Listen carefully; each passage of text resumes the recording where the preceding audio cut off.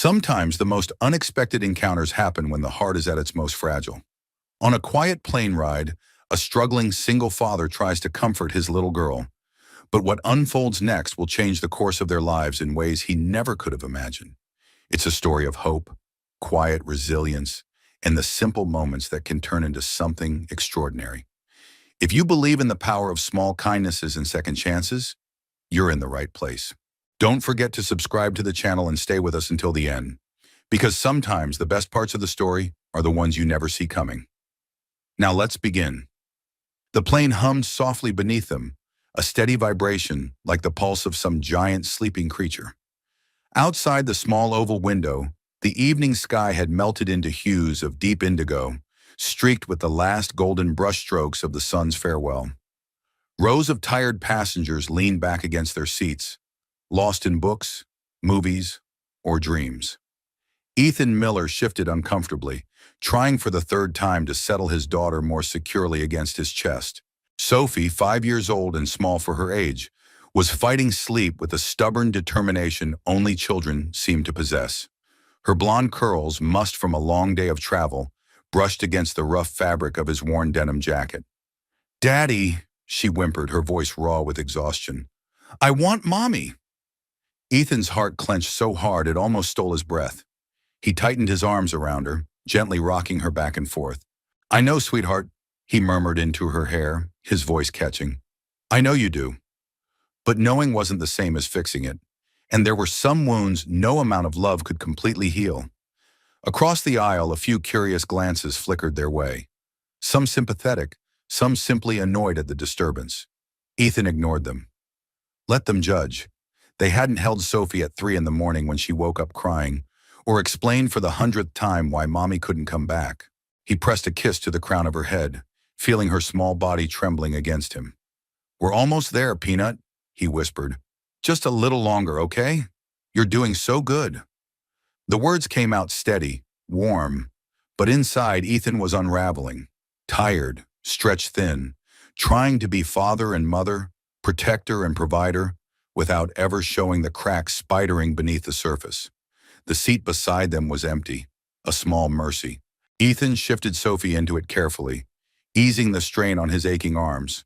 She clung to his sleeve even in sleep, her small hand wrapping around his calloused fingers with surprising strength. Across the aisle, Charlotte Hayes pretended to adjust the settings on her seat screen, but her eyes kept drifting back to the father and daughter. Something about them pierced right through her usual careful detachment. The weary tenderness in the man's face, the absolute trust in the little girl's grip. It reminded Charlotte of something she had long ago buried under layers of polished ambition and lonely hotel rooms. A quiet longing for family, for roots, for something real. She closed her eyes briefly, as if trying to block the feeling. It was ridiculous. She was Charlotte Hayes, CEO of Hayes Tech Solutions, worth billions on paper. She lived in penthouses and traveled in private jets. She didn't get sentimental over strangers on commercial flights. And yet, here she was. When she opened her eyes again, the little girl was crying quietly, a small, broken sound that tugged at Charlotte's chest like a child pulling on a mother's sleeve. Without thinking, she reached into her handbag and pulled out a small plush bunny, a leftover from a recent charity event where she had handed out toys to underprivileged children. The bunny was cream-colored, with long, floppy ears and a pink ribbon around its neck. She hesitated. This wasn't like her. She didn't cross lines. She didn't get involved. But maybe just this once. Charlotte unbuckled her seatbelt and rose, smoothing down the creases in her elegant navy blue sweater dress. She crossed the aisle, feeling the weight of several surprised glances trail after her. "Excuse me," she said softly. Ethan looked up, startled, his face guarded, weary. He shifted instinctively as if to shield Sophie. Charlotte crouched slightly, bringing herself to Sophie's level. "I couldn't help but notice she's having a rough time," she said, offering the bunny with an uncertain smile. "Maybe this will help." Sophie blinked sleepily up at her, her tear-streaked cheeks flushing pink. For a long moment, no one moved. Then, with a tentative hand, Sophie reached out and took the bunny, clutching it to her chest. And then, in a voice so soft it was almost a whisper, she said, "Mommy." The word hung in the air like a shot fired in a silent cathedral. Ethan stiffened. His mouth opened, then closed again, the color draining from his face. He looked like a man gut-punched by something he hadn't seen coming. Charlotte froze, the bunny still dangling lightly from her fingertips. Her heart gave a strange, aching lurch. She opened her mouth to correct the little girl, to explain, but no words came. Instead, she simply smiled. A smile so gentle, so full of unshed tears, that it softened the sharp edges of her usually impenetrable facade. "You're safe, sweetheart," she said, brushing a stray curl from Sophie's forehead. "I promise." Ethan cleared his throat, visibly struggling to regain his composure. "I'm sorry," he said hoarsely. She lost her mom a while back. She gets confused sometimes." Charlotte shook her head immediately. "No apology needed," she said, her voice barely above a whisper. "She's lucky to have you." For a moment longer, the three of them lingered there in that fragile bubble, a little island of tenderness adrift in a sea of disconnected strangers. Then Charlotte straightened, smoothing her dress again with practiced hands. "If you need anything, I'm just over there," she said, nodding toward her seat. Ethan nodded stiffly, gratitude flickering behind the exhaustion in his eyes. As Charlotte walked back across the aisle, she felt an unfamiliar tightness in her chest. Something had shifted, and she wasn't sure she could, or even wanted to, shift it back. She settled into her seat and stared blindly at the screen in front of her, the hum of the plane filling her ears. In her lap, her hands trembled slightly. For the first time in a long time, Charlotte Hayes realized that all the money in the world couldn't quiet the ache of an empty heart. And somewhere in the rows behind her, a little girl slept soundly at last, clutching a small plush bunny like a lifeline. The city lights of Denver slipped away beneath them, a glittering sea fading into the shadows of night. Up here, above the sleeping world, the plane was a cocoon of dimmed lights and murmured voices, punctuated only by the occasional ding of a call button or the rustle of a blanket. Charlotte Hayes leaned her head lightly against the cool pane of the window, her arms folded neatly across her lap. From this height, everything earthly seemed so small, so far removed from the demands that usually pressed against her from every side. She let out a slow breath, fogging a small patch of glass in front of her. With the back of her hand, she wiped it clean, more out of habit than necessity. In her world, there were no moments wasted. Every breath, every glance, every conversation was calculated, measured, purposeful. But now, sitting alone with nothing but the endless sky for company, Charlotte felt a rare, unsettling stillness settle into her chest.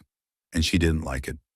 She adjusted the slim bracelet on her wrist, a delicate chain of white gold, a gift from a board of directors she barely tolerated, and shifted in her seat.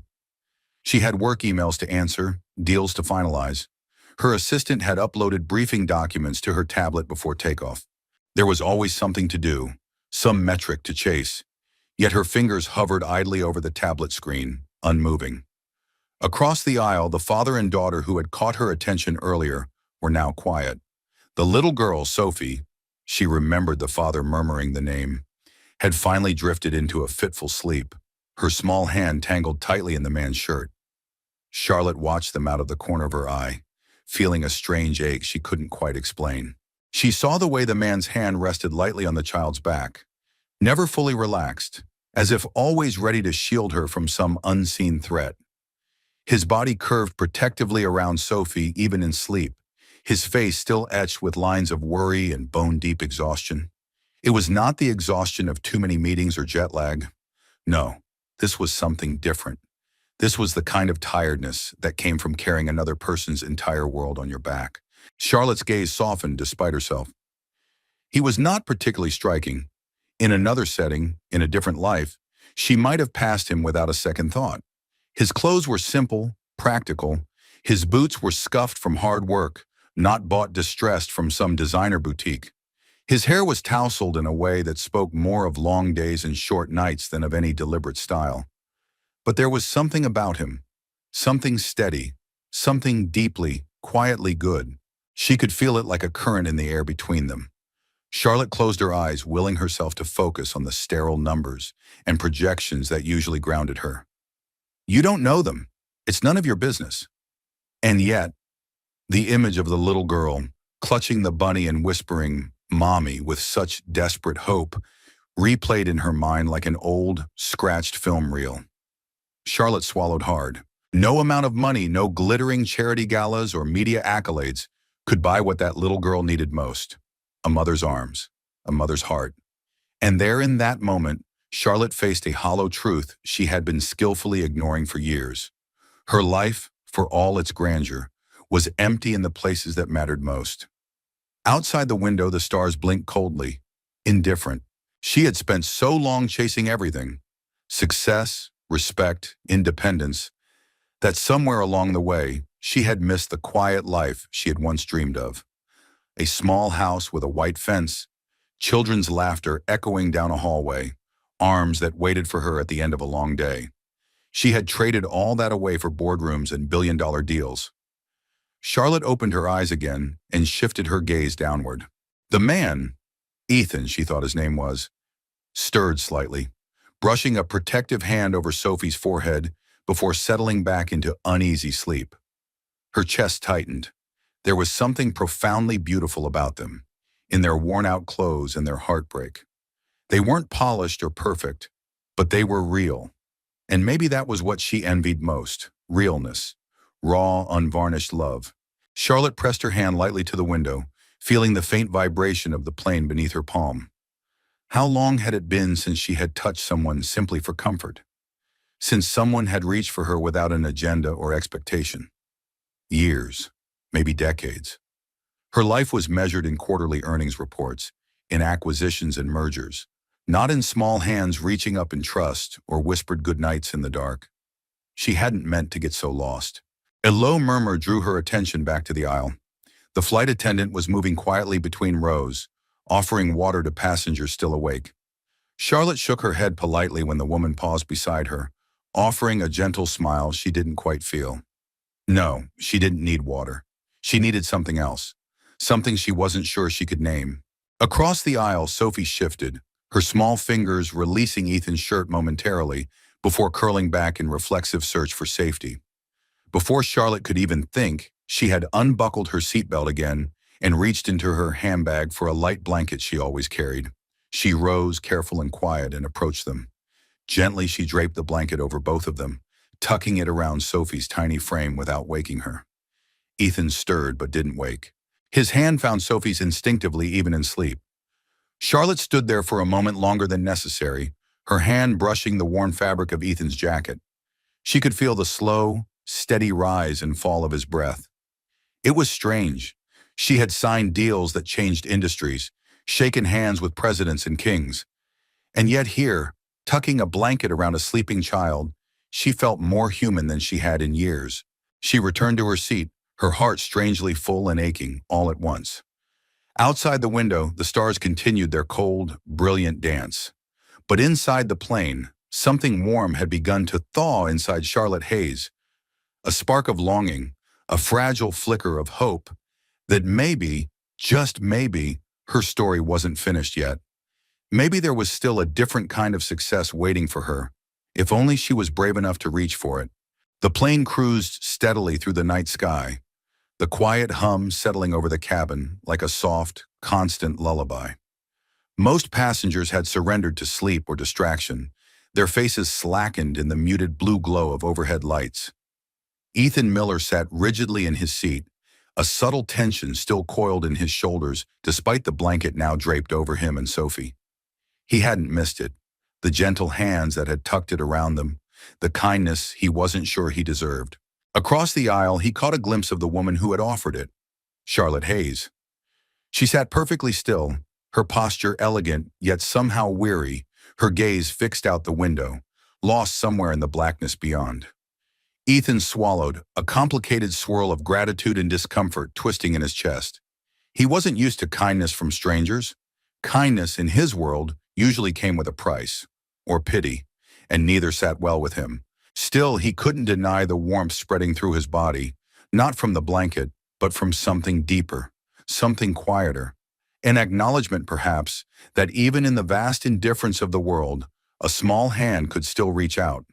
He shifted slightly, careful not to wake Sophie. She was breathing deeply now, her little body finally at rest. the plush bunny cradled tightly in her arms. Ethan ran a rough hand over his face. God, he was tired. Tired in ways sleep couldn't fix. It was more than the miles traveled, more than the endless days spent scraping by for Sophie's sake. It was the exhaustion of carrying invisible burdens.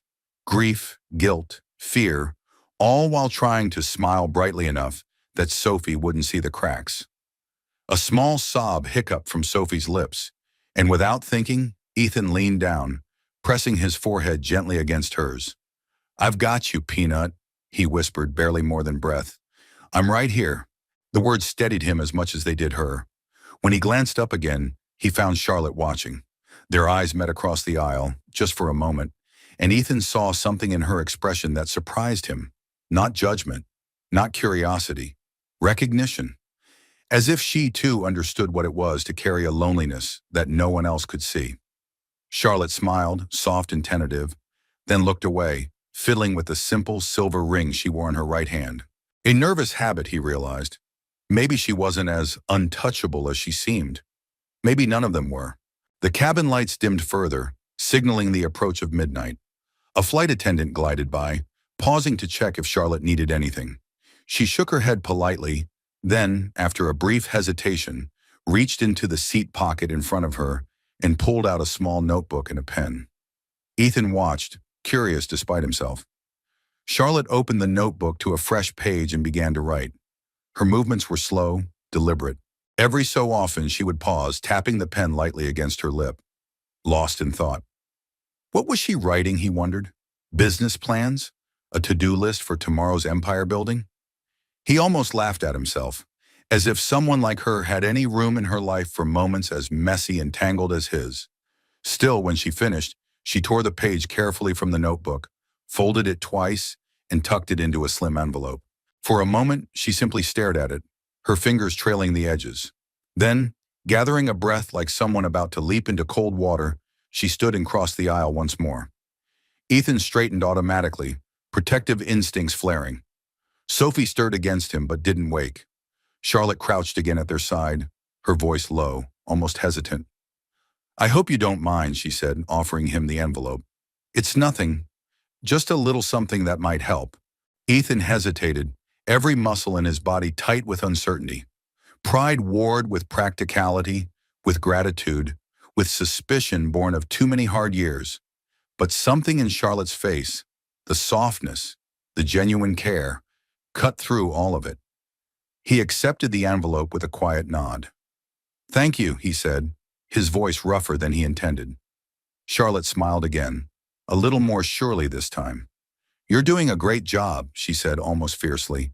"Don't ever think otherwise." And before Ethan could respond, before the lump in his throat could loosen enough to let him speak, she stood and returned to her seat. Ethan sat there for a long minute, staring at the envelope as if it were something fragile, sacred. Finally, with careful fingers, he opened it. Inside was a handwritten note. "For when it feels too heavy, you're not alone. See, Sunarm." And folded behind the note, tucked almost shyly, was a small gift card to a family-owned diner. Nothing extravagant, but enough to cover a warm meal or two for him and Sophie. Ethan exhaled a long breath, pressing the note against his chest for a moment before slipping it carefully into his jacket pocket. He leaned back in his seat, the tightness in his chest easing, just a little. It wasn't the gift card. It wasn't even the meal. It was the reminder that someone who didn't owe him anything, had seen him, really seen him. That in this vast, noisy world, someone still believed that a small gesture could matter. Across the aisle, Charlotte had closed her eyes again, the notebook resting forgotten in her lap. Ethan turned his gaze back to Sophie, brushing a strand of hair from her forehead. Maybe tonight wasn't just another long, lonely night. Maybe, just maybe, it was the beginning of something neither of them had dared to hope for. He closed his eyes, letting the steady hum of the plane carry him and Sophie forward into whatever came next. And across the aisle, Charlotte Hayes, billionaire, loner, dreamer, clutched a small hope against her heart that maybe she had just begun to find her way home too. The minutes stretched into a quiet eternity inside the plane. The cabin lights dimmed low, casting a soft twilight over the rows of slumbering passengers. Ethan shifted slightly, careful not to jostle Sophie as she stirred against him. Her little fingers twitched in sleep, still wrapped around the worn bunnies Charlotte had given her. A small smile played at the corners of her mouth, and for the first time that day, Ethan allowed himself to relax. Across the aisle, Charlotte pretended to sleep. Her eyes were closed, her breathing even, but her mind was anything but still. She could feel Ethan's presence like a steady heartbeat across the aisle. The protective way he held his daughter, the bone-deep tenderness in every unconscious movement. It stirred something in her, something she wasn't sure she had the right to feel. She wasn't a mother. She wasn't even close. But watching him, she found herself wondering what it would be like to be needed like that, to have tiny arms wrap around her neck, not because of who she was or what she owned, but simply because she was home. A soft whimper broke the hush. Charlotte's eyes snapped open. Sophie was stirring again, her small body wriggling restlessly in her sleep, her bunny dropping to the floor with a soft thud. Ethan moved quickly, reaching to retrieve it, but Sophie, half awake and disoriented, reached out blindly toward the aisle. Toward Charlotte. "Mommy?" she mumbled, her voice thick with sleep. The single word cracked open the stillness like a stone thrown into a mirror. Ethan froze halfway through picking up the bunny, his eyes wide, his mouth slightly open. Charlotte's breath caught painfully in her chest. There was no malice in the word, no calculation, just the pure, aching instinct of a child reaching for comfort. Slowly, Charlotte unbuckled her seatbelt. She knelt in the aisle, bringing herself level with Sophie's sleepy, tear-dampened face. "I'm right here, sweet girl," Charlotte said softly, her voice trembling despite herself. She reached out, gently brushing a stray curl from Sophie's forehead. Sophie smiled in her sleep and curled into the touch without hesitation. Ethan's heart twisted violently at the sight. He started, but the words wouldn't come. He looked from Charlotte to Sophie and back again, guilt and gratitude and raw grief warring inside him. Charlotte met his eyes, and for a long, breathless moment, neither of them spoke.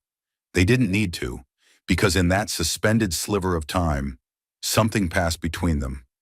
A fragile, silent understanding. This wasn't about mistakes or pretenses. It wasn't about what made sense on paper. It was about a tired little girl who had reached out blindly for love and found it. Ethan sank back into his seat, running a trembling hand through his hair. His voice, when it finally came, was rough with emotion. "She lost her mom," he said, his throat tight. "Cancer, 2 years ago." Charlotte nodded, her hand still resting lightly against Sophie's back. "I figured," she said gently. "She misses her. Of course she does." Ethan swallowed hard, blinking back the sudden sting in his eyes. "I'm sorry if it made you uncomfortable," he said hoarsely. "She doesn't usually—" "Don't!" Charlotte interrupted, her voice fierce and soft all at once. "Don't apologize for her, or for loving her so well she still believes in the kindness of strangers." Ethan looked down, unable to meet her gaze, his chest aching with a gratitude too big for words. Charlotte adjusted the blanket carefully around Sophie, tucking it under her chin with a tenderness that made Ethan's throat close. Then slowly she rose and slipped back into her seat, folding her hands tightly in her lap. For a long time, the only sounds were the steady hum of the engines and the rhythmic breathing of the passengers around them. Ethan leaned back, his head resting against the seat, and stared at the ceiling. He didn't know this woman. He didn't know what her life looked like when she wasn't wrapped in expensive cashmere and sipping bottled water from first-class service trays. But he knew kindness when he saw it. He knew gentleness. And right now, in the middle of a darkened airplane, somewhere between Denver and Atlanta, he knew one other thing too. He wasn't as alone as he thought. Charlotte pressed her forehead lightly against the window pane, letting the chill seep into her skin. The city lights below sparkled like scattered diamonds across a black velvet sea. She thought about the life she had built, the towering offices, the sleek homes, the endless accolades, and how none of it had ever filled the quiet ache that had lived inside her for as long as she could remember. And now here was this tiny girl, reaching for her without hesitation. This rugged man trusting her if only for a moment, with the most precious thing in his world. Charlotte blinked hard against the sudden blur of tears. Maybe, she thought, it's not too late. Maybe life had more than one kind of success to offer. Maybe it was built, not with billion-dollar deals, but with small moments like these. Moments when someone reached out and someone else chose to reach back. She rested her hand lightly over her heart, feeling the steady thrum beneath her palm. Hope. Fragile. Terrifying. Alive. The plane dipped slightly as the captain announced their initial descent. Passengers stirred, seatbelts clicked, the small ecosystem of the cabin waking from its slumber. Charlotte glanced across the aisle one last time. Ethan was awake, his hand resting protectively over Sophie's chest, his eyes distant but somehow lighter than before. She smiled to herself, a soft, private thing. Wherever this strange new thread was leading, she wasn't afraid to follow it. For the first time in a very long time, Charlotte Hayes realized she was ready. Ready for something real, ready for something more. The plane kissed the tarmac with a soft jolt, tires hissing against the asphalt. Around them, the cabin stirred awake, seatbelts unbuckling, bags rustling, conversations blooming in hushed, weary tones. Ethan tightened his grip on Sophie as the plane taxied toward the gate. She mumbled something unintelligible against his shoulder, still half lost in dreams. The bunny slipped from her hands again, but Ethan caught it, tucking it safely between them. He glanced sideways, heart thudding. Charlotte was gathering her things with effortless efficiency, sliding a sleek tablet into a designer handbag, adjusting the tailored drape of her coat with practiced hands. Polished, composed, untouchable. It struck him, suddenly and sharply, how different they were. Ethan wore jeans that had seen better days, scuffed boots, and a jacket patched once at the elbow. His entire life fit into the battered duffel shoved under his seat. He had no fancy briefcase, no glittering resume, just a little girl clinging to him and a stubborn will to survive. Beside Charlotte Hayes, Woman of the Year, Forbes-listed billionaire, he felt like a man made of dust and patched dreams. The seatbelt light dinged off. Passengers began rising, stretching stiff limbs, shuffling forward with the anxious energy of caged animals sensing freedom. Charlotte looked over and smiled. Small, hesitant, genuine. "You two have somewhere to be once we land?" she asked, voice low, as if trying not to intrude. Ethan's throat tightened. He shifted Sophie carefully, standing with an awkward grace. "We'll find our way," he said, offering a polite but distant nod. "Thanks again. For everything." Charlotte hesitated. For a moment it seemed like she might say more. But then she simply pressed her lips together and nodded, her smile fading into something sadder, quieter. The aisle clogged quickly, a bottleneck of tired bodies. Ethan moved slowly, shielding Sophie from errant elbows and swinging bags. He felt Charlotte a few steps behind him, could almost sense the weight of her gaze, but he didn't turn around. He couldn't. The distance between them had grown too wide, too fast. Not because of anything she had done, but because standing beside her, Ethan was acutely, painfully aware of all the things he wasn't. The terminal was a blur of faces and noise and harsh fluorescent light. Announcements crackled overhead. Wheels squeaked against tile. The air smelled of coffee, jet fuel, and tired hopes. Ethan maneuvered through the crowd, Sophie heavy in his arms now, her head drooping against his shoulder. His duffel thumped against his hip with every step. Somewhere behind him, Charlotte moved with the easy certainty of someone accustomed to belonging in every room she entered. A black car service would be waiting for her. A driver in a crisp suit, a polished ride, a life of ordered efficiency. He, meanwhile, would be catching the late shuttle to a budget motel near the city outskirts. Hoping Sophie didn't notice the cracked walls or the threadbare sheets, he adjusted Sophie gently and forced the bitterness down. It wasn't her fault. It wasn't anyone's fault. It was just the way the world worked. Some people soared in private jets, and others stitched their lives together one paycheck at a time. Still, when he caught a glimpse of her ahead at baggage claim, standing tall and elegant, her coat falling around her like water, something in him ached. For a world he could never give Sophie. For a woman he had no right to want. He turned away sharply, focusing on the worn carpet at his feet. Stay in your lane, Miller. Charlotte stood by the carousel, watching the endless river of suitcases spin by. She should have called her driver by now. She should have been halfway to her penthouse already, trading one kind of loneliness for another. But she lingered, her hands clutching the strap of her bag so tightly that her knuckles whitened. She had seen the moment it happened, the flicker in Ethan's eyes when he realized who she was, what she was. It wasn't the first time someone had pulled away, and it still hurt more than she wanted to admit. She didn't blame him. Not really. Their lives were written in different languages, stitched together from threads that would never quite match. But still, she wished. She wished she could cross that distance. She wished he would look at her and see not the billionaire, not the symbol, but just a woman, messy, longing, terrified, trying to find her way. Charlotte bit her lip hard and turned away from the carousel empty-handed. Her luggage would find its way to her. It always did. Some things, she thought bitterly, were easier to reclaim than others. Across the terminal, she spotted Ethan, his duffel slung over one shoulder, Sophie sagging against his chest. Something inside her cracked. Without thinking, without planning, she started toward them. Not fast, not loud, just steady.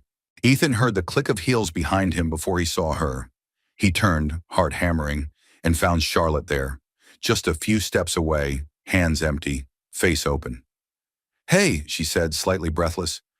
Do you have a ride?" He shook his head automatically, his mouth too dry to answer. Charlotte hesitated, searching his face. Then she smiled. Small, a little shaky, but real. "I'm not offering charity," she said, reading him too easily. "Just a company." Ethan hesitated, Sophie's weight heavy in his arms, pride and longing battling inside him. He wanted to say no, wanted to protect himself, protect Sophie from hopes too big, too dangerous. But when he looked into Charlotte's eyes, really looked, he saw no pity there. Only an invitation, a bridge, offered in trembling hands. And for once, maybe, he didn't have to cross it alone. Ethan exhaled slowly and nodded. Charlotte's smile widened, soft and luminous. They fell into step together, a small, fragile trio moving toward the sliding glass doors in the night beyond. And though the distance between their worlds hadn't disappeared, for the first time, it didn't seem quite so impossible to cross. The night air outside the airport was cool and crisp, carrying with it the faint scent of rain on concrete and the hum of distant traffic. Charlotte pulled her coat tighter around her as she led Ethan and Sophie toward the waiting car. A simple black SUV, nondescript, clean, efficient, not flashy, not intimidating. She had asked for that specifically. The driver, an older man with kind eyes and a Red Sox cap, tipped his head respectfully, but didn't comment as he opened the door. Ethan hesitated, his hand tightening slightly around Sophie's small body. "You sure about this?" he asked quietly, glancing sideways at Charlotte. She met his gaze without flinching. "I wouldn't offer if I wasn't," she said simply. "It's just a ride. Nothing more." After a long moment, Ethan nodded. He climbed into the back seat, settling Sophie carefully against him. Charlotte followed, pulling the door shut behind her, with a soft, solid click. The city slipped past outside the windows, a blur of sodium lights and slick pavement. Inside the car, it was warm, quiet. Charlotte sat with her hands folded neatly in her lap, stealing glances at Ethan and Sophie out of the corner of her eye. Sophie had stirred briefly when the car moved, blinking up at Ethan with heavy-lidded confusion before burrowing deeper into his chest. Safe. Trusting. The sight squeezed something tender and unguarded inside Charlotte's chest. She cleared her throat softly. "There's a small inn just off Peachtree," she said, keeping her voice casual. "Quiet. Clean. I have a suite reserved there for the night." Ethan's jaw tightened slightly. "I appreciate it," he said carefully. "But we'll be fine. There's a place I can afford near the highway." Charlotte nodded, her expression unreadable. "I understand," she said. And she did. Pride was a heavy thing. She knew that. She carried her own armor into every boardroom, wore it like a second skin. But tonight wasn't about charity. It wasn't about pity. It was about offering a bridge, quiet and steady, and letting him decide whether to cross. They rode in silence for a few minutes, the tires whispering against the wet streets. Then Charlotte reached into her handbag and pulled out a small card, offering it to him without fanfare. Ethan took it hesitantly. The card was simple: ivory cardstock, elegant navy script. At the top, Hayes Foundation. Below it, a name he didn't recognize: Community Outreach Coordinator, and a phone number. He looked up, confused. Charlotte smiled, soft and a little shy. "We run several programs," she said. "Job placement, vocational training. We just started a new partnership with a local workshop, fixing up old farm equipment, restoring vintage cars. Good, honest work." Uh, Ethan stared at the card, the weight of it settling into his hands heavier than it should have been. A chance, not a handout, not charity, a chance to stand on his own feet, to build something again. "You don't have to decide now," Charlotte said, her voice gentle, "or ever. I just thought, maybe you might want to know it's there." Ethan swallowed hard, his throat thick with a dozen emotions he didn't know how to name. "Why?" he asked finally, his voice low. "Why help me?" Charlotte hesitated, searching for the right words. "Because once," she said, "someone helped me. When I didn't deserve it. When I didn't even know how to ask." She looked out the window, her reflection ghosted against the glass. "And because no one gets through life alone. Not really." The car slowed, turning onto a quieter street lined with towering oaks and soft pools of lamplight. The inn came into view, a quaint brick building with white shutters and a sign that swung gently in the breeze. The Magnolia House. Warm light spilled from the lobby windows. A woman behind the counter smiled and waved as they pulled up. Ethan stared at it, heart pounding. It looked safe. It looked like somewhere Sophie could rest her head without worrying about cockroaches or thin walls or angry shouting in the next room. He closed his eyes for a moment, breathing deeply. Pride and fear and hope tangled inside him, a knot he didn't know how to untangle. Beside him, Sophie stirred again, mumbling something incoherent. He looked down at her, at the way she clutched the bunny Charlotte had given her, even in sleep, at the trust so clear in every soft breath, and something inside him shifted. Maybe accepting help wasn't weakness. Maybe, just maybe, it was another kind of strength. The kind that said, "I'll do whatever it takes for her." He looked up at Charlotte, who was watching him with quiet, patient eyes. "You sure it's okay?" he asked roughly. Charlotte's smile was soft, radiant. "Absolutely." Ethan nodded, feeling something inside him ease for the first time in months. The driver climbed out to get their bags, and Ethan moved carefully, cradling Sophie against him. As he stepped out of the car into the cool Georgia night, the breeze carried the faint scent of magnolias and fresh rain. Charlotte joined him on the sidewalk, her hands tucked into her coat pockets, her hair lifting slightly in the wind. "Thank you," Ethan said quietly, meeting her gaze. "For everything." Charlotte tilted her head, her smile deepening. "Don't thank me yet," she teased gently. "You haven't seen the room." Ethan chuckled, a low, rusty sound he hadn't made in far too long. And for the first time in what felt like forever, hope didn't feel like a cruel joke. It felt like something he could reach for. Something real, maybe even something lasting. The following morning dawned muted and gray. The sky stretched taut with thick, low-hanging clouds. Ethan stood by the window of the small inn room, one hand resting lightly against the cool glass, watching as a few early pedestrians hurried down the slick sidewalk, collars pulled high against the biting wind. Inside, the room was simple but warm. Cream-colored walls, a sturdy oak dresser, a queen-size bed tucked under a thick quilt. Sophie still slept soundly, a small cocoon of tangled blankets and soft breathing, the plush bunny clutched tightly in her arms. Ethan exhaled slowly, his breath fogging the glass. It was the first time in months he hadn't woken with the gnawing anxiety of overdue bills and dead-end jobs. But the stillness unsettled him, too. He wasn't built for waiting. He was built for moving, fixing, doing. A knock sounded at the door, soft, polite. Ethan turned sharply, instinctively shielding Sophie with his body, before reason caught up. He crossed the room and cracked the door open. It was the innkeeper, a cheerful woman in her 50s with kind eyes and a name tag that read, Marilyn. "Morning, Mr. Miller," she said brightly. "There's coffee and fresh pastries downstairs if you and your daughter are hungry." No charge. It's part of your stay. Ethan hesitated. Nothing came free in his world. But Marilyn's smile was genuine, unforced. Thank you, he said gruffly, feeling awkward. That's very kind. She waved it off like it was the most natural thing in the world. If you need anything else, just holler. Weather's turning nasty. Might even get snow tonight. Ethan nodded, his mind already calculating. Snow meant delays, meant construction jobs postponed, meant fewer chances to pick up day labor. He closed the door gently and leaned back against it, scrubbing a hand over his face. They couldn't afford to linger, not even here, not even with Charlotte's quiet offer tucked into his jacket pocket. His eyes strayed to Sophie, small and still so heartbreakingly innocent, and something inside him hardened. He had to do better. Today.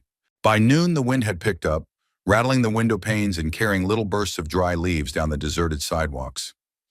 Ethan bundled Sophie into her coat, a size too small but still serviceable, and headed into town. He asked at every corner store, every gas station, every hardware shop, anywhere that might need a pair of strong hands. But the answers were the same, over and over. Sorry, buddy, not hiring right now. Maybe check back after the holidays. Bad time of year, you know how it is.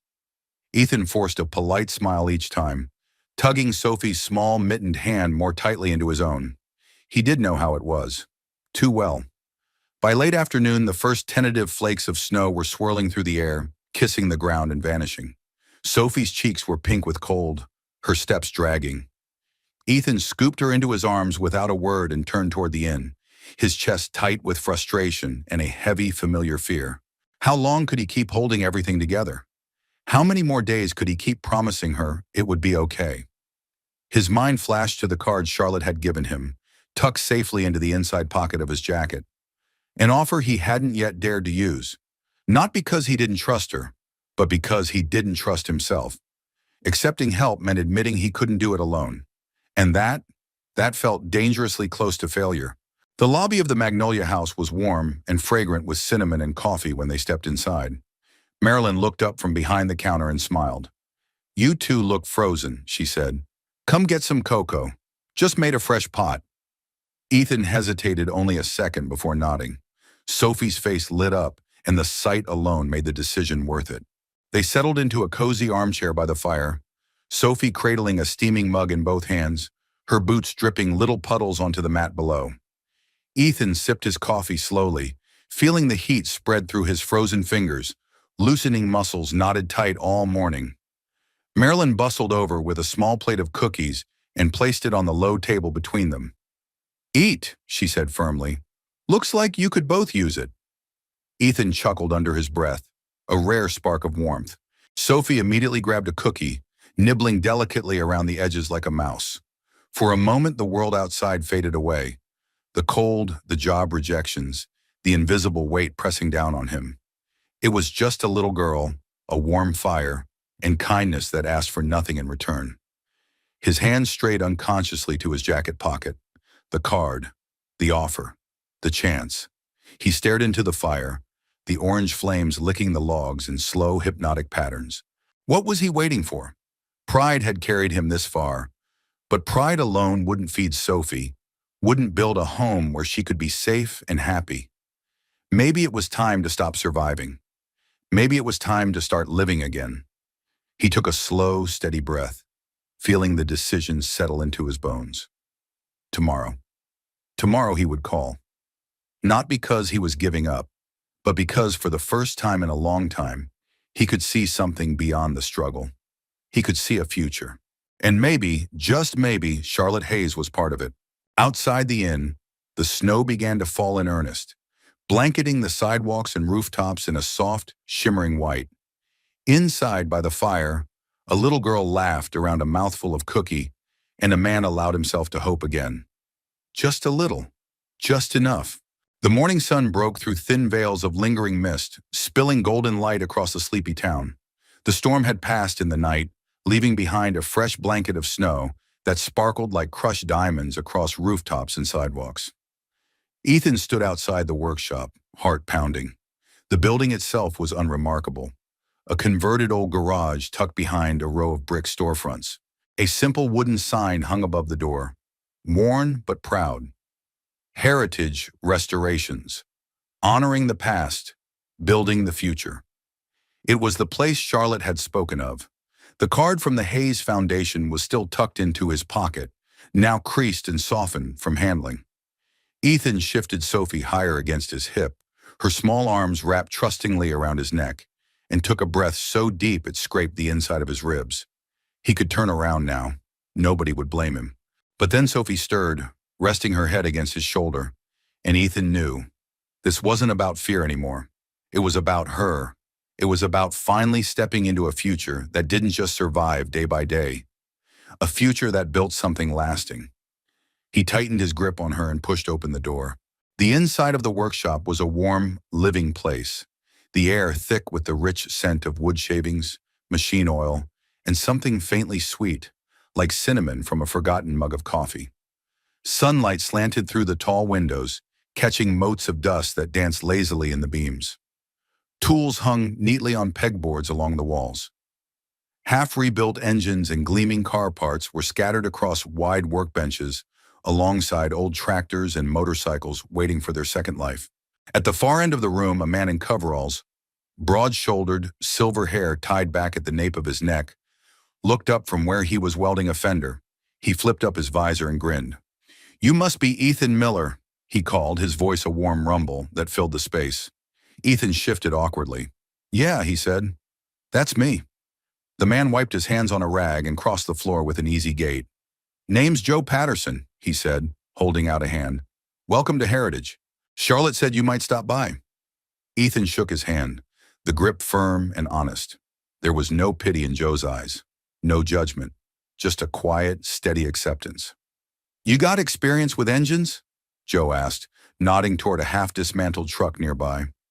Ethan let out a breath he hadn't realized he was holding. "Some," he said. "Did a lot of maintenance work. Fixed farm equipment, old cars when I could get the parts." Joe's grin widened. "Good," he said. "You're not going to find much here that's newer than '78. We believe in breathing life back into things folks thought were too broken to matter." He jerked his chin toward a row of workbenches. "Come on, let's see what you can do." Ethan settled Sophie in a small break room off the main floor, where a battered couch and a battered TV played old cartoons on low volume. Marilyn, the innkeeper, had packed them sandwiches and juice boxes that morning, wrapped in brown paper and tied with a string like a care package. Sophie waved cheerfully as he promised he'd be just a few steps away. For the next few hours, Ethan lost himself in the work, his hands remembering old rhythms, old skills that had never truly left him. There was something almost sacred about it. The clink of wrenches, the slow tightening of bolts, the way the smell of warm metal filled his lungs and cleared the clutter from his mind. Joe worked beside him, offering pointers now and then, but mostly letting him find his own way. The other workers, a small crew of mechanics and apprentices, drifted in and out, greeting Ethan with casual nods, easy smiles.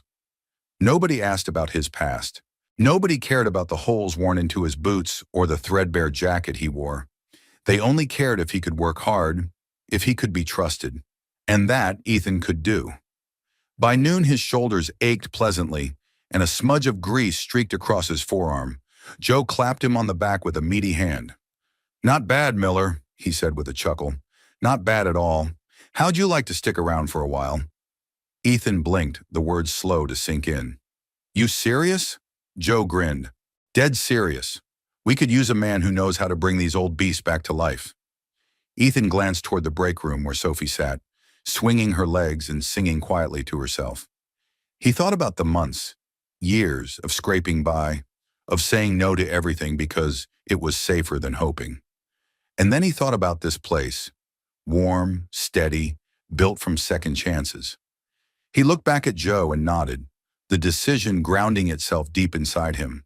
"I'd like that," he said simply. Joe nodded as if he'd expected nothing less. "Good. Start tomorrow. We'll work out the details later. For now, go take that little girl of yours out for a celebration lunch." Ethan laughed, a full, rich sound that surprised even him. "Yeah," he said, grinning. "Yeah, I think we will." As he gathered Sophie into his arms and stepped back into the crisp afternoon, Ethan felt something shift inside him, small, but real. The cold wind nipped at his cheeks, but it couldn't touch the warmth unfurling in his chest. They walked down the street toward the diner Marilyn had recommended, Sophie chattering happily about cartoons and Coco and her plans to build a snowman later. And for the first time in a long, long while, Ethan didn't feel like he was running from something. He was running towards something, a future, a home, maybe even a life where hope wasn't a dangerous thing, but a foundation to build upon. As he opened the diner door for Sophie and followed her inside, Ethan allowed himself a small, quiet smile. The first steps were always the hardest, but he was walking them now. And for the first time, he wasn't walking alone. The late afternoon sun bathed the town in a soft, golden glow, casting long shadows across the sidewalks dusted with melting snow. Ethan stood outside the small diner, one hand resting lightly on Sophie's shoulder as she pressed her nose to the glass, peering eagerly at the dessert display inside. He smiled, a real smile this time, and opened the door for her, the little brass bell overhead chiming merrily. The warmth hit them immediately, the scent of coffee, baked bread, and something sweet curling through the air. A waitress in a red apron waved them to a booth near the window. Ethan slid into the seat across from Sophie, feeling more relaxed than he had in months. They ordered grilled cheese sandwiches and tomato soup. Comfort food, simple and satisfying. Sophie chatted animatedly between bites, her cheeks flushed pink from the cold, her eyes bright. Ethan listened, answering when he could, but mostly he just watched her. This small, fierce miracle he somehow had the privilege of calling his daughter. He was so absorbed that he almost didn't notice when the bell over the door chimed again. But then he heard the soft, unmistakable click of heels against the worn tile floor. He looked up, and there she was. Charlotte. Dressed simply today. Dark jeans, a soft gray sweater, her hair pulled back into a loose, effortless twist. No boardrooms, no cameras, just her. For a moment, she hesitated by the door, scanning the diner. Her eyes found him almost immediately, and softened. Ethan felt his heart jolt in his chest, a startled, unsteady beat. He lifted a hand in a small wave, feeling suddenly like a teenager fumbling for courage. Charlotte smiled, that same quiet, luminous smile he was beginning to crave, and crossed the room toward them. "Mind if I join you?" she asked, voice light but touched with something shy underneath. Ethan cleared his throat, nudging Sophie slightly. "What do you think, kiddo? Should we let her crash our party?" Sophie giggled and nodded enthusiastically, waving Charlotte into the booth beside her. Charlotte slid in gracefully, setting her purse down and unbuttoning her coat. For a few seconds, they just sat there.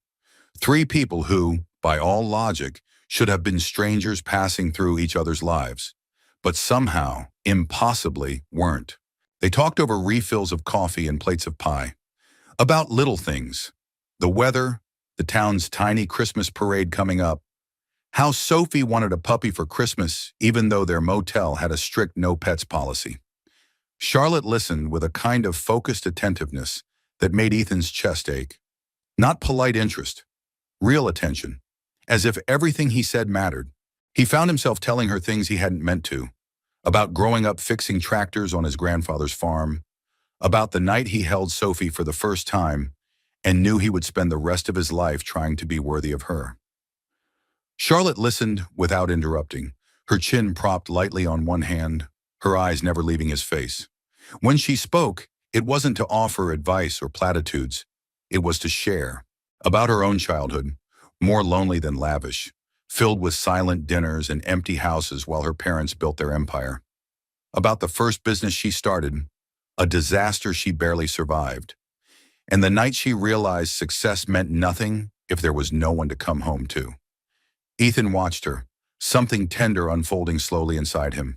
Here, in the fading afternoon light, she wasn't the billionaire mogul. She was just a woman, brave, brilliant, a little battered at the edges, reaching out across the worn diner table like it was a bridge over a chasm. And somehow, miraculously, he found himself reaching back. Afterward, they walked slowly down the sidewalk together, Sophie skipping ahead, leaving tiny footprints in the thin layer of slush. The sky had turned a dusky lavender, the first stars blinking into existence overhead. Charlotte wrapped her arms around herself, shivering slightly. Without thinking, Ethan shrugged off his jacket and draped it over her shoulders. She looked up at him, startled. "You'll freeze," she protested. He shrugged. "I'll survive." Charlotte's fingers brushed lightly over the worn denim at her collarbone. "Thank you," she said, so softly he almost didn't hear it. They walked in silence for a while longer, the kind that didn't need filling. At the corner, they stopped. Sophie ran up and grabbed Ethan's hand, her bunny tucked under one arm. Charlotte crouched down, smoothing Sophie's wind-tangled hair back from her face. "You're a brave little girl," she said warmly. "Just like your daddy." Sophie beamed, pure sunshine. Ethan swallowed against the sudden tightness in his throat. Charlotte straightened, hesitating. It would be so easy, he thought, to let this end here, with a polite goodbye, a thank you for the pie. Safe, distant. But he didn't want safe anymore. Not with her. "Hey," he said, voice rough with nerves. Maybe we could do this again sometime." Charlotte's smile was slow, radiant. "I'd like that," she said simply. Their eyes held for a moment longer. A tether drawn taut between them, fragile but real. Then Charlotte squeezed his hand once, quick and sure, before turning to walk away down the lamplit street. Ethan watched her go, heart pounding, the borrowed jacket still around her shoulders like a promise. Sophie tugged at his hand, yawning. "Come on, Daddy," she said sleepily. "Let's go home." He looked down at her, this small, fierce light that had kept him going when everything else had fallen apart. And for the first time in a very long time, Ethan allowed himself to believe. Maybe home wasn't a place. Maybe it was a person. Or two. Maybe it was the beginning of something he hadn't even known how much he needed. Until now. The following week unfolded like a slow, tentative blossom. Cautious but beautiful. Ethan worked at the restoration shop by day, his hands rough with grease and satisfaction. In the evenings, he and Sophie fell into a new rhythm. Dinners at the inn, homework and cartoons, bundled walks down snow-dusted sidewalks. Sometimes Charlotte joined them. Never expected, never arranged, just appeared. A smile across a diner booth, a laugh over shared cocoa. Each encounter stitching them closer in ways none of them dared name aloud. For the first time in years, Ethan felt the faint, fragile beginning of belonging. And it terrified him, because deep down, a voice he thought he had long buried still whispered, "Men like you don't get women like her." It was a Saturday afternoon when the past caught up with him. The shop was quiet, sunlight pooling across the concrete floor. Ethan wiped his hands on a rag, stepping out back to catch a breath of cold, crisp air. That's when he saw him, Cal Barker, lean, sharp-eyed, grinning that lazy, mocking grin Ethan had come to despise years ago. Cal leaned against the fence, a cigarette dangling from his fingers, wearing the same beaten leather jacket he always had. The uniform of a man who never grew up, never grew better. "Well, well," Cal drawled, pushing off the fence. "Look who's gone all respectable." Ethan stiffened, instincts roaring to life. "What do you want, Cal?" he asked, keeping his voice low. Careful. Cal shrugged, tossing the cigarette onto the pavement and grinding it under his boot. "Just passing through. Heard you were shacking up with some rich lady now. Thought I'd see for myself." Ethan's stomach twisted. "I'm not shacking up with anyone," he said tightly, "and it's none of your business." Cal laughed, a harsh, ugly sound that scraped across the cold air. "Come on, Miller. You think she's really going to stick around once she sees the dirt under your fingernails? Once she figures out you're just a broke, busted-up mechanic with a kid hanging off his hip?" Ethan clenched his fists at his sides, the words landing harder than he wanted to admit. "You don't know her," he said, jaw tight. "No," Cal said, his smile curdling. "But I know you." And there it was, the old shame, rising like bile in his throat. All the jobs he'd lost. All the nights he'd gone to bed wondering if he was enough for Sophie. All the times he'd looked in the mirror and seen nothing but failure. He thought he had outrun it. He thought he had built something better. But standing there in the brittle winter light, he wasn't so sure anymore.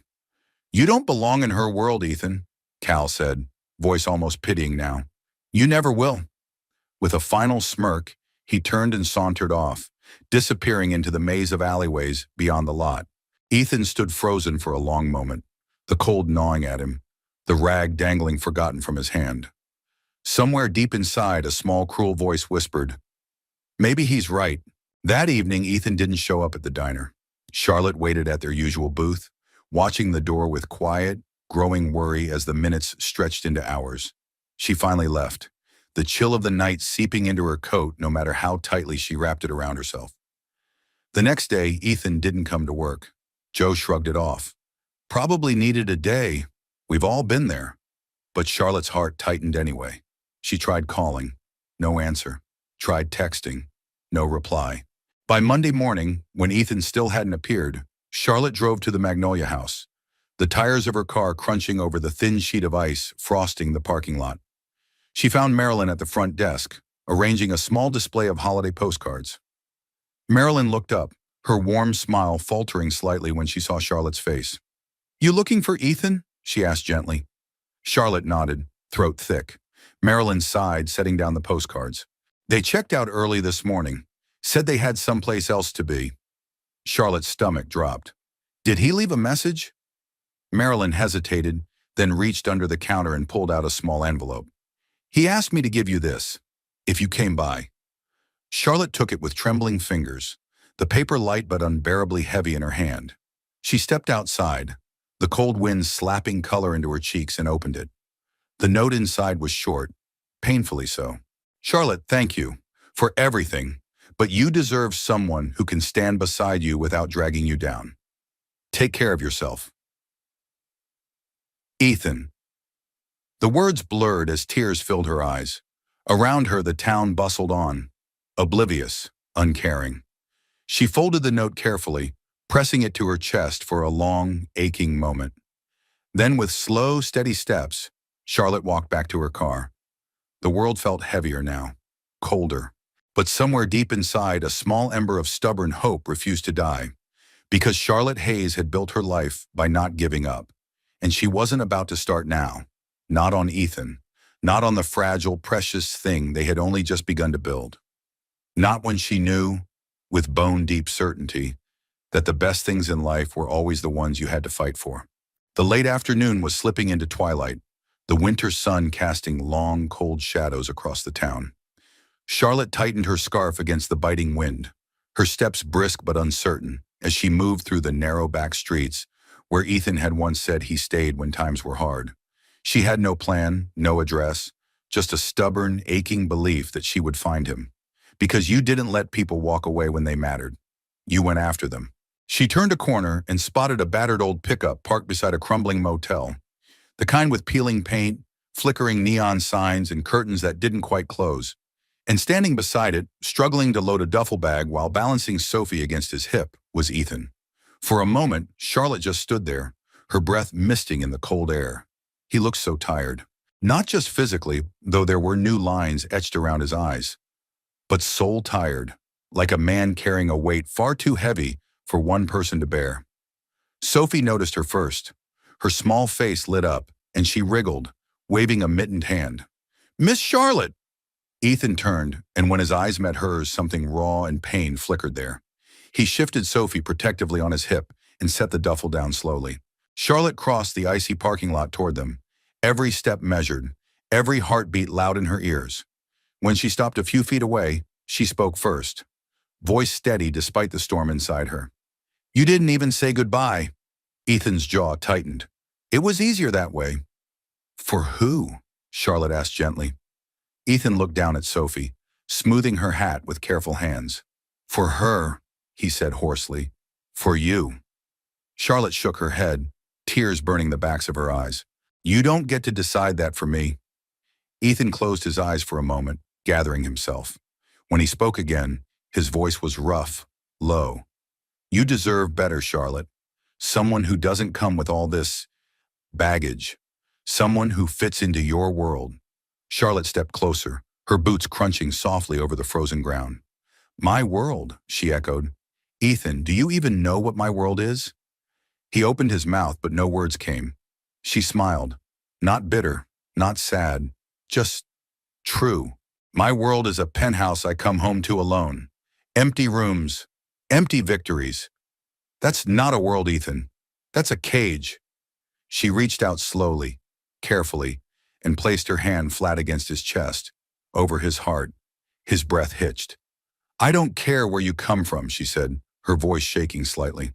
I don't care how much money you have or don't have. I care about this. She pressed her hand gently, feeling the steady, wild beat beneath her palm. This is the only thing that matters. Ethan stood frozen, Sophie silent against him, her big eyes wide and solemn. You think you're not enough, Charlotte whispered. But to her, she nodded toward Sophie. And to me, you're more than enough. A long silence stretched between them, filled only by the soft whistle of the winter wind and the distant hum of passing cars. Finally, slowly, Ethan shifted Sophie into one arm and lifted his free hand to cover Charlotte's where it rested against his heart. His fingers were rough, calloused, trembling slightly, but his grip was sure. You scare me, he said quietly. Charlotte smiled through the sting of tears. You scare me too. He huffed a broken laugh, the first real one she'd heard from him in days. Then with a tenderness that unraveled something deep inside her, Ethan lowered Sophie to the ground. The little girl immediately latched onto Charlotte's leg, hugging her fiercely.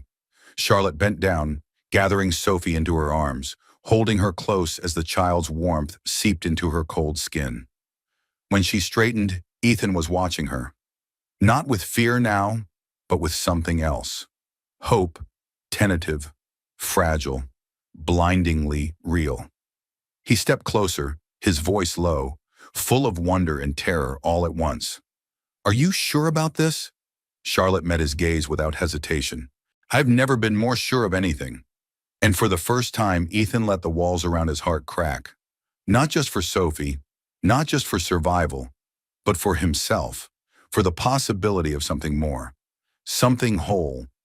He reached out, brushing a strand of hair from Charlotte's cheek, his fingers lingering in a touch that said all the things words couldn't. Okay, he whispered. Okay. Charlotte's breath shuddered out, and she smiled wide and radiant, as Sophie giggled between them. They stood there, three souls wrapped in a fragile, growing circle of warmth, while the winter world spun cold and glittering around them.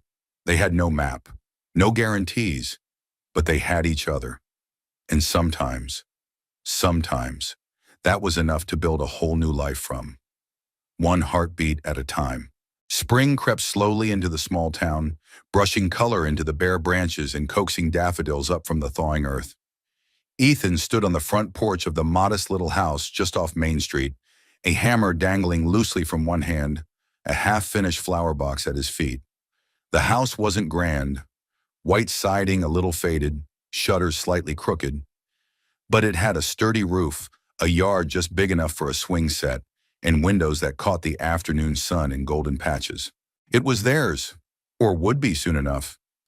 Sophie ran across the lawn barefoot, laughing, chasing after a kite Charlotte had bought her, bright red and blue against the soft blue sky.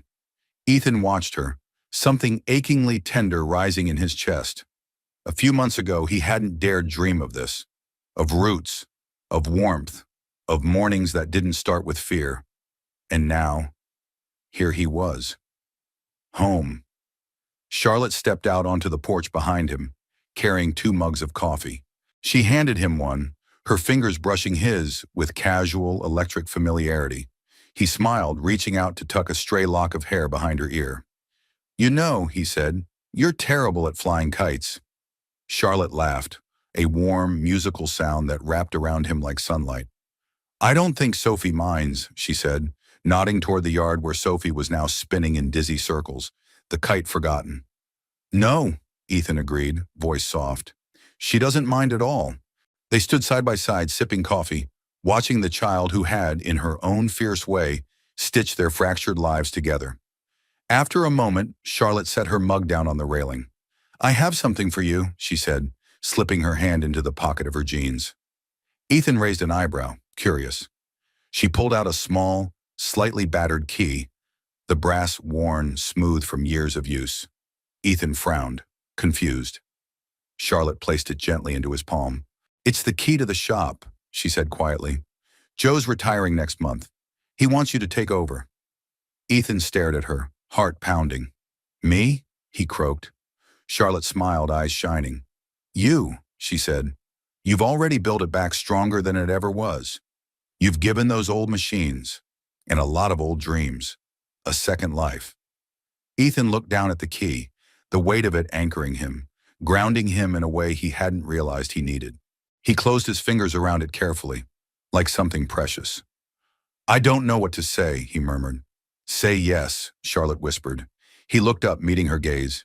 And he did, not just to the shop, but to all of it. To the home, to the life, to the terrifying, beautiful hope she held out to him. Yes, he said simply. Charlotte's face lit up, radiant. She leaned in, standing on tiptoe, and brushed a kiss against his lips. Soft, certain, full of every promise neither of them had dared speak. Sophie whooped from the yard, clapping her hands and spinning in gleeful circles. Ethan laughed, wrapping his arm around Charlotte's waist and pulling her close. It wasn't perfect. There would still be hard days and fears and moments when the past tried to whisper doubts into their hearts. But they had chosen each other, chosen to stay, chosen to believe. And that, Ethan realized as he watched Charlotte's face tilt up to the light, as he listened to Sophie's laughter bubbling into the spring air. That was enough. More than enough. It was everything.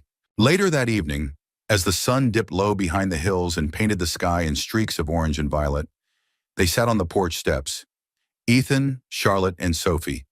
A tangle of legs and laughter and shared warmth.